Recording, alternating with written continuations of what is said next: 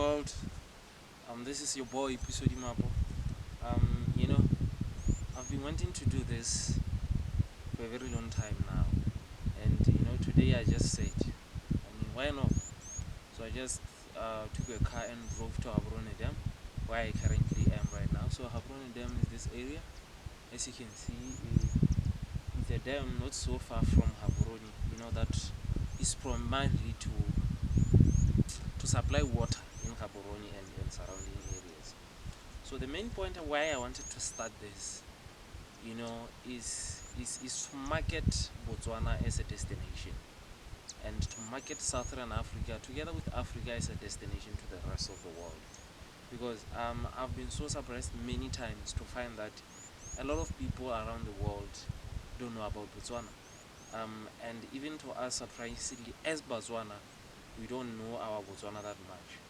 There are some areas I will focus on, like for example, I will focus on the area of travel, travel and tourism. That will be my interest. There's actually a lot that you can talk about Botswana, but for my reason of being a frequent traveler, and for someone who have done this over some time and over the years, I found it sweet to focus on the travel part of Botswana. The travel can be, travel from village to village, traveling to events, even on safari, and scheduled travel for overseas lines, or for tourists in general. So I've realized that even for us as Botswana, we really struggle to understand how can you travel Botswana? What is the easiest way to travel Botswana? You'll be surprised to see that if I travel to a village right now, 100 kilometers away from Gaborone, some people in Gaborone will be surprised, like, where is this village? I mean, this beautiful. So to show that we as Botswana, we don't travel our country as much as we should, and we ignore some this small interesting stuff.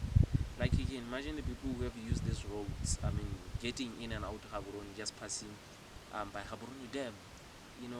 It's such an amazing piece of land where you get a lot of birds. I'm a birder, so my first interest is always birds when I get to a certain area.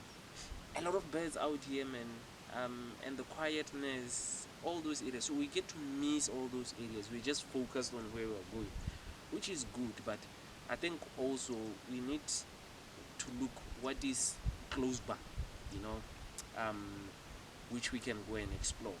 Like for example, areas like Gaborone. So now, as a frequent traveler, I've realized that, like I mentioned, we don't know our country like the way that we are expected to know it.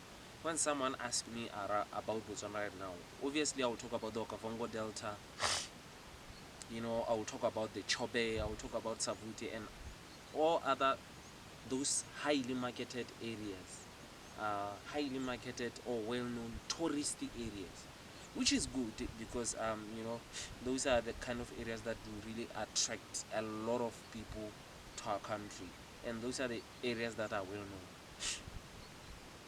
But it's so surprising to find that there are so many other areas in Botswana, so many, in almost in each and every village there is something to talk about that can attract tourists, or that can be a touristy kind of attraction every Botswana. So my intention is to market all those tourist attractions in Botswana, things that we missed out, clouded by the most marketed areas in Botswana. The Okavango Delta is beautiful, the Chobe is beautiful, we get a lot of animals, but then we also need to market our cultural tourism, our heritage tourism, our historical tourism. You understand? So in each and every village in Botswana, there is some history behind that village. There is an interesting place of interest, where someone can just go and say, I want to visit this area. So I will take an example about myself, in my home village. So I'm from Mankhodi. Okay, Mankhodi is just a village right now in Gaborone. It's just west of Gaborone, less than 50 kilometers, about 42 if I'm not mistaken, from Gaborone. So now, What can I say about Mankodi is that it's a small developing village, um, and in terms of, it's very very rich in terms of historical value.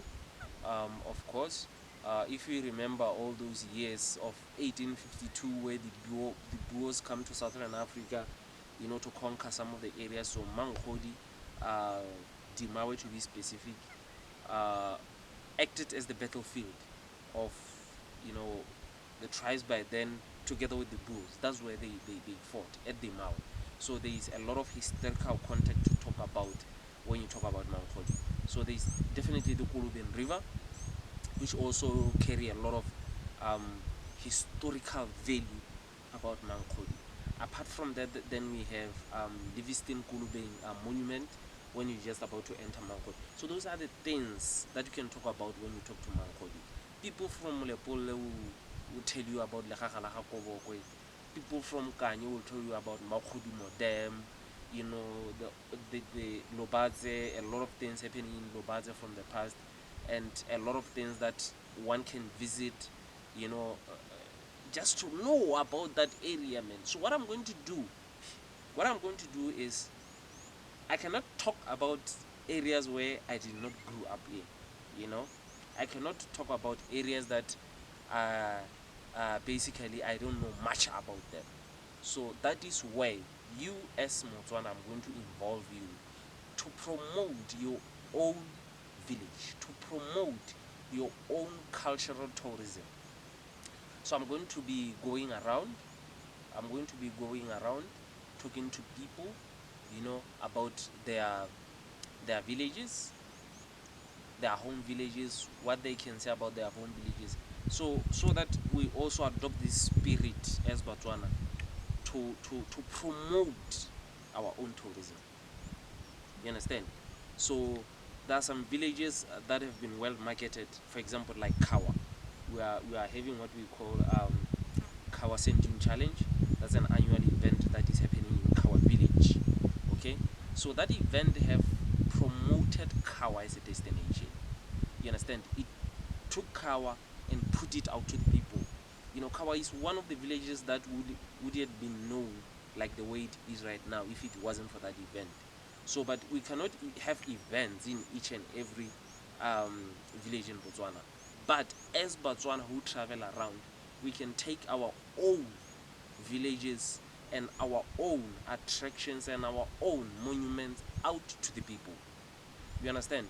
So mostly here in Botswana, villages are marketed by the events that are happening right there. So that's when they get marketed. So I want to involve you guys. This is our journey. We are starting it together, and if it's a success, it will be our success together. So that's why I'm involving you today to say I'll be going around. Please welcome me to to to to to to answer my questions about your village. It will be primarily about your village. So I don't want to make it complicated, asking you about things that you don't know. No, it will be about your village. If you are from Mulepole, I'll ask you about Mulepole.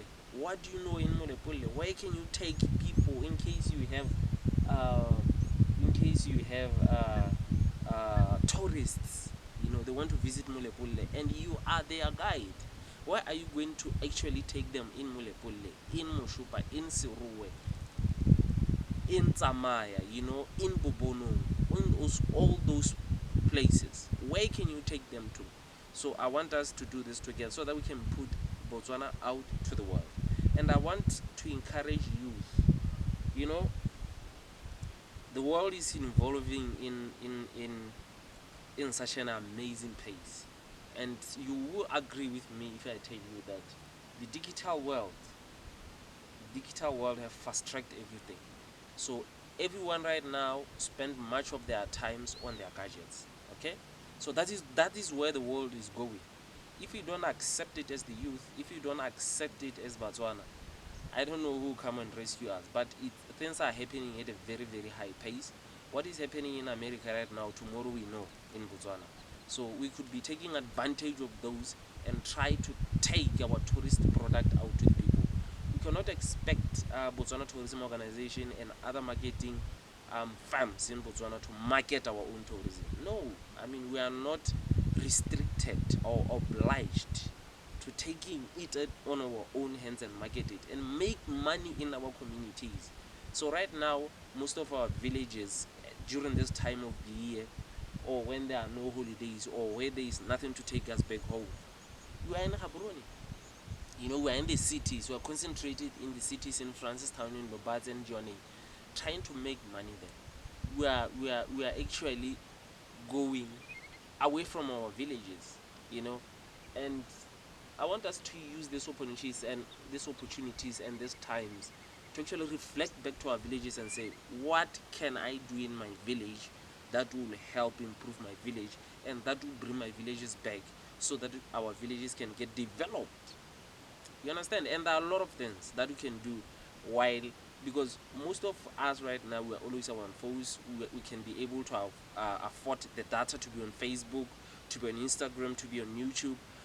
These are the platforms that we could be using to transform ourselves.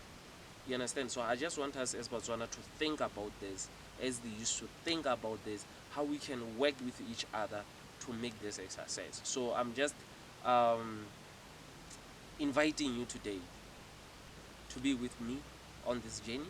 If it's a success, it's a success.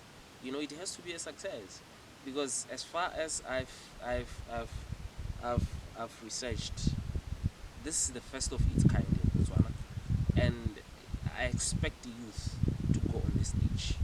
I mean, we've got our own share on this cake. You understand?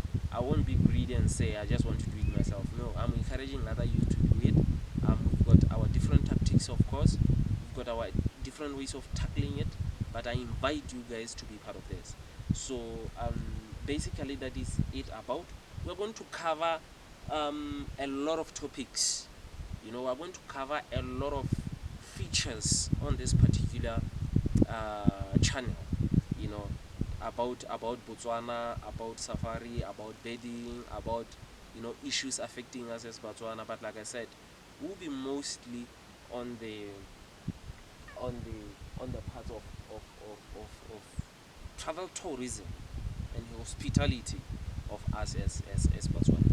So thank you very much, and please invite other people, invite your friends, invite your colleagues, your cousins, to be part of this, to like this, you know, to subscribe to this, to share this as much as possible, so that we can see our capabilities as Botswana, and we can take our capabilities to somewhere else as Botswana. Thank you so much.